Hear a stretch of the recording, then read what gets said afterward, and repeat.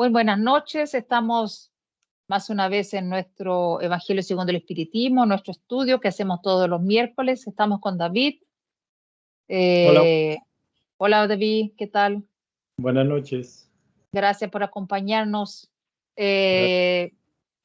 Ya estamos avanzando bastante en el capítulo 10. Bienaventurados los misericordiosos. Y ya vamos en el número 7.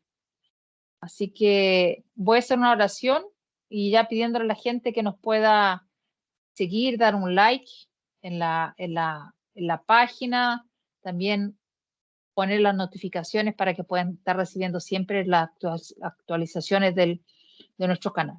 Bueno, vamos así entonces haciendo una breve oración, haciendo nuestro contacto, nuestra armonía con nuestro mentor individual, también con estos espíritus de luz que acompañan el canal Espiritismo para las Américas, pidiéndonos también que nos pueda inspirar en la acción de esta noche, que María de Nazaret, que nuestro Maestro Jesús y nuestro Padre Dios puedan bendecir este nuestro estudio. Que así sea, gracias a Dios.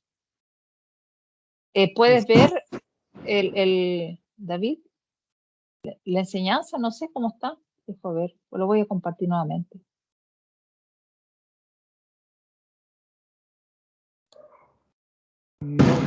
No se ve. Ahí, creo que ahí. Ya, se ve. Ok. Si quieres puedo leer. Por favor. Ya. El sacrificio más agradable a Dios. Si pues al presentar tu ofrenda en el altar, te acuerdas de que tu hermano tiene algo contra ti, deja tu ofrenda allí al pie del altar y ve primero a reconciliarte con tu hermano, luego vuelve para presentarte tu ofrenda. Ya lo leímos en la semana pasada. Me acordé ahora. Entonces el 9. Perdón, aquí. Entonces el 9. La paja y la viga en el ojo. ¿Por qué mira la paja que hay en el ojo de tu hermano y no mira la viga que hay en tu propio ojo? ¿O cómo dices a tu hermano, déjame sacar la paja de tu ojo? Tú que tienes una viga en el tuyo. Hipócrita, quita primero la viga de tu ojo y entonces verás cómo sacar la paja del ojo de tu hermano. San Mateo 7, 3 a 5. Uno de los defectos de la humanidad consiste en ver el mal del otro antes de que veamos el mal que está en nosotros. Para juzgarse a sí mismo, sería preciso que el hombre pudiera verse en un espejo, transportarse en cierto modo fuera de sí, a fin de considerarse como otra persona y preguntarse, ¿qué pensaría yo si viese hacer a otro lo que yo hago? No cabe duda de que es el orgullo el que hace que el hombre disimule sus propios defectos, tanto morales como físicos. Ese defecto es esencialmente contrario a la caridad, porque la verdadera caridad es modesta, sencilla y indulgente. La caridad orgullosa es un absurdo, puesto que ambos sentimientos se neutralizan uno a otro. En efecto, ¿cómo es posible que un hombre suficientemente presuntuoso para creer en la importancia de su personalidad y en la supremacía de sus cualidades, tenga al mismo tiempo la abnegación necesaria para hacer resaltar en los demás el bien que podría eclipsarlo en lugar del mal que lo realzaría? Si bien el orgullo es el padre de muchos vicios, es también la negación de muchas virtudes. Se lo encuentra en el fondo y como móvil de sí todas las acciones. Por eso Jesús se empeñó en combatirlo como el principio obstáculo del progreso. Muy bien. Es muy conocido ese, ¿no? Sí, es muy conocido. Muy bonito también la instrucción, muy aleccionadora, ¿no?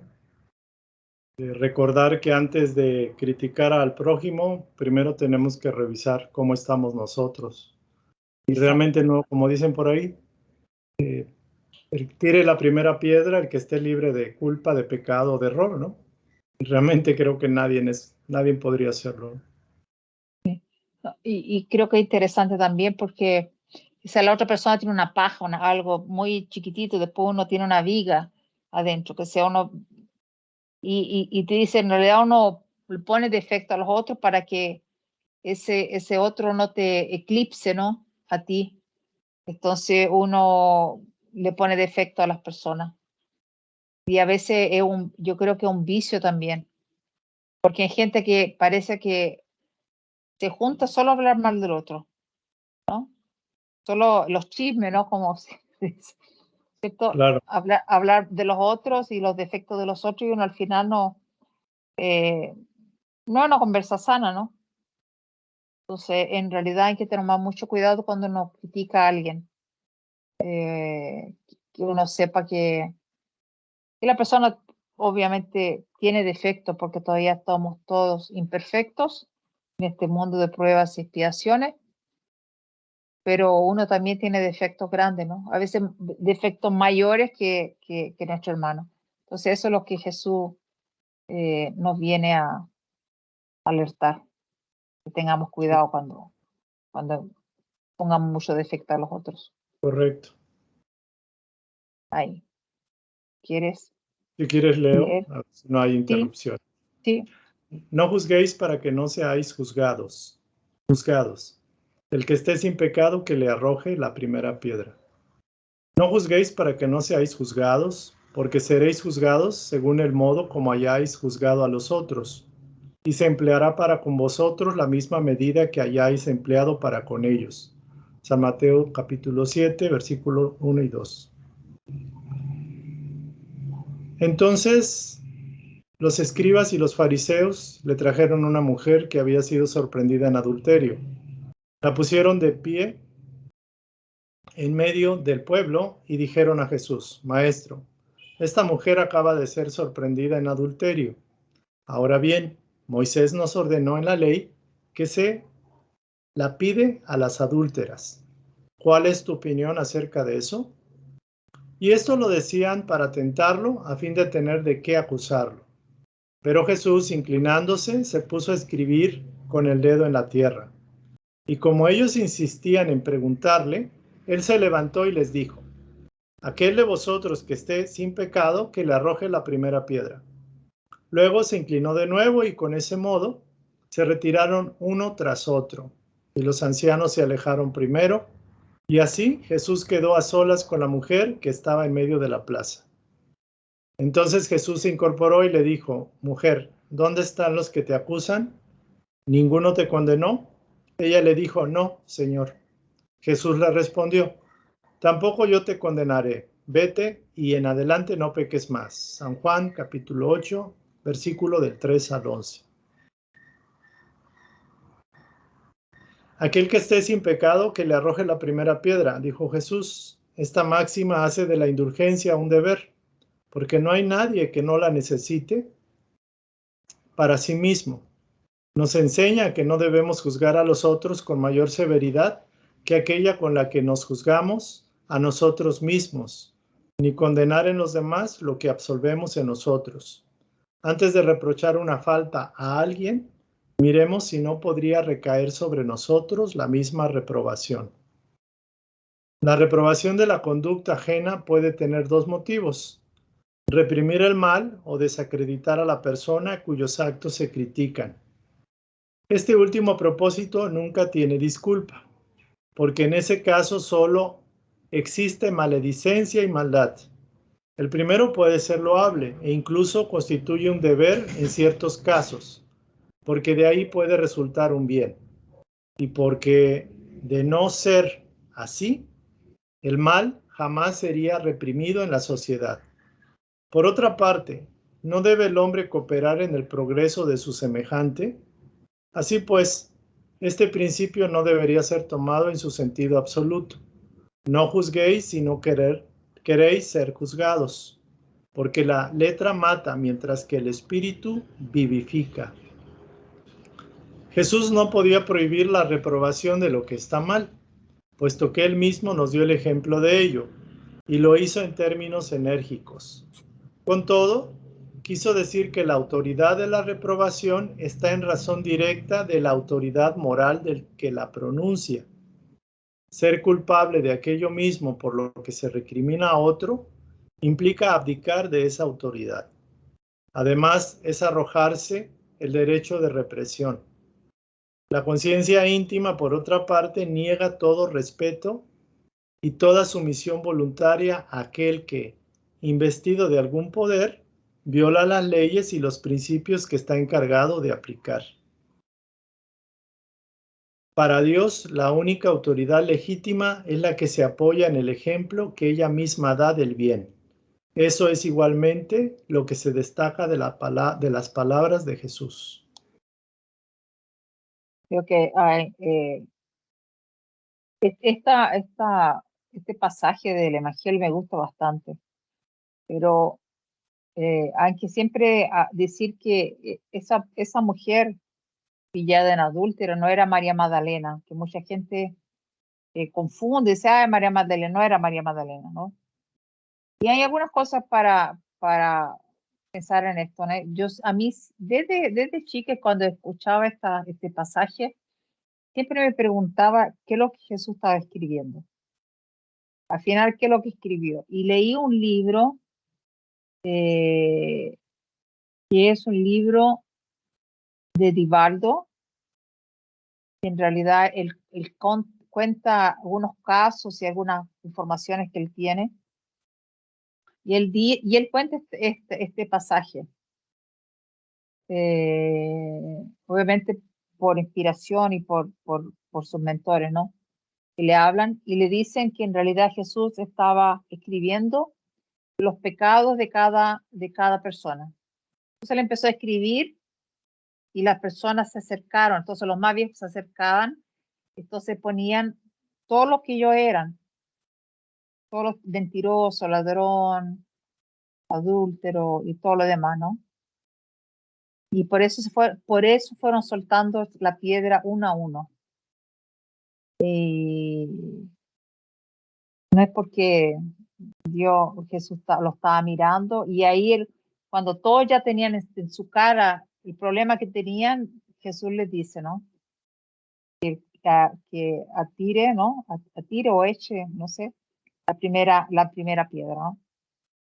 Entonces eso, y hay una cosa también, ¿dónde estaba el hombre que hizo la mujer cometer el adulterio, ¿no? Entonces también es algo que la literatura espírita también se dice, ¿no? ¿A dónde está el hombre que hizo a esa mujer caerse, ¿no? ¿Y dónde está el marido también? Porque también el marido de ella no aparece, ¿no? No se muestra. Claro. Entonces, y también dice, ¿qué es lo que hizo el marido para que esta mujer se entregara a adulterio, ¿no? Era un amante. Entonces, creo que es muy importante lo que Jesús dice, exactamente eso, ¿no? O sea, la misericordia y Jesús también le dice, ¿no? Le pregunta dónde estaban los que la estaban, ¿cómo se llama? Culpando, la estaban condenando, ¿no? Y ella dice que no Sí. están más ahí. Entonces él dice, yo también no te condeno, anda y no peques más, que sea. En el momento que uno se da cuenta que hace algo malo y quiere cambiar, tiene que cambiarlo, ¿no? Entonces no es solo decir, ay, perdón. Claro. No quería hacer eso.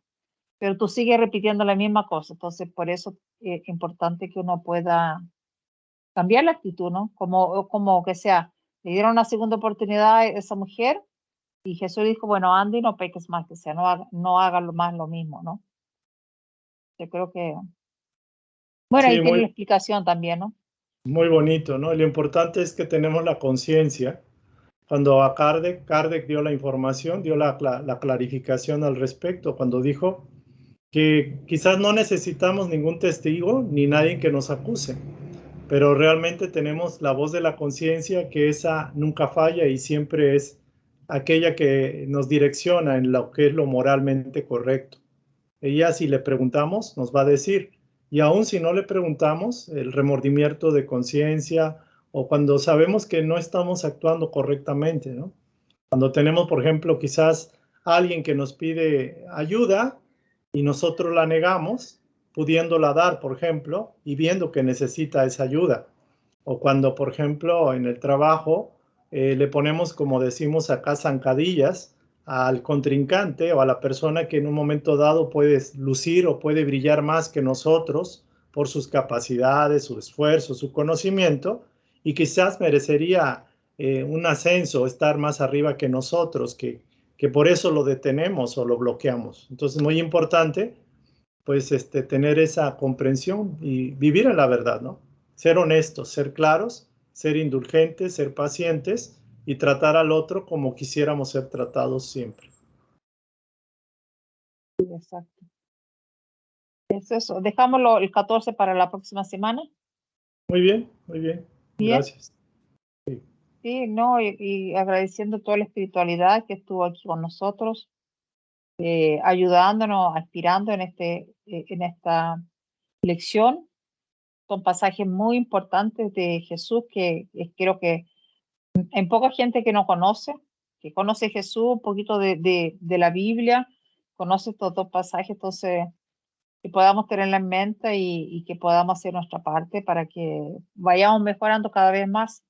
Creo que esa es la idea, ¿no? O sea, está bonito la palabra en el Evangelio, pero más do que eso no tiene que practicarlo, ¿no? Claro, Es el vivir. camino. Bueno, y le vamos a pedir como estamos avanzando bastante para llegar a nuestra campaña de 500 seguidores. Ya estamos con 444 personas siguiendo nuestro canal. Muchas gracias. Y les pido ahí que puedan compartir también la lección si cree que es útil para las personas. Y bueno, y nos vemos entonces la próxima semana. Y recordando que estamos ya con el estudio del libro Los Mensajeros, el segundo libro de la serie Mundo Espiritual de André Luis por psicografía de Chico Xavier. En Brasil estrena mañana la película Los Mensajeros en los cines, así que hay muchos grupos de espíritas aquí se están reuniendo. Yo probablemente vaya el sábado a ver la película y así el domingo cuando nos juntemos les podré contar un poquito ahí cómo es. Excelente, gracias. Gracias. Bueno, muchas gracias a la espiritualidad también que nos acompañó. Muchas gracias, David, por estar con Gracias, nosotros Roxy. siempre. Muchas Gracias a todos. gracias. Nos vemos. Chao. Chao, chao.